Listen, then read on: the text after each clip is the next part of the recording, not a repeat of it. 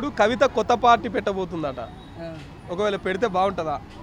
దాని గురించి మాట్లాడకపోతే మంచిది. ఎందుకన్నా పార్టీలు అవసరం, ఒక పార్టీ ఉంది కదా అంతే. ఇప్పుడు ఈ బీఆర్ఎస్ పగ్గాలు కేటీఆర్ చేతులు ఉంటే మంచిదా, కవిత చేతులు ఉంటే మంచిదా, కేసీఆర్ చేతులు ఉంటే మంచిదా, హరీష్ రావు చేతులు ఉంటే మంచిదా? కేసీఆర్ చేతులు ఉంటేనే మంచిది. మరి కేసీఆర్ బయటకు వెళ్తలేడు కదా. వెళ్తాడు, దానికి కూడా టైం ఉంది కదా ఇంకా. ఇప్పుడు రేవంత్ రెడ్డి పాలన ఓకేనా? ఓకే. కవిత కొత్త పార్టీ పెడితే మీరు అగ్రీ అయినా అంటే జనాలు యాక్సెప్ట్ చేస్తారా? చేయరన్నా. ఎందుకన్నా చిన్న ఇప్పుడు మాట్లాడాలంటే ఆంధ్రప్రదేశ్లో జగన్ ఉన్నాడు, షర్మిల పార్టీ పెట్టింది, ఏమన్నా నడిచిందా? అటు ఇటు పాదయాత్ర ఇదయాత్ర ఉన్నది, ఏం నడవాలి, ఇది కూడా అట్లనే అవుతుంది.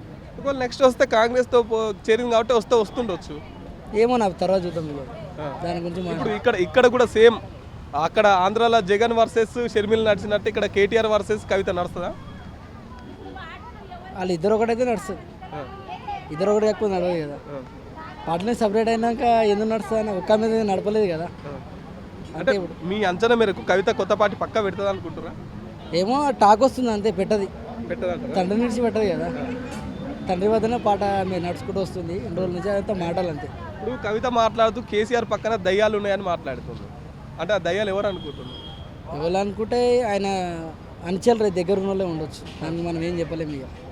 ఎవరి గురించి మనం ఏం అనలేము. కవిత కాంగ్రెస్ పార్టీలోకి పోతుందంటే కదా. రాదన్న తండ్రి పెట్టిన పార్టీలకైనా ఎందుకు వస్తుంది చెప్పు, ఏ పార్టీలకైనా రాదు.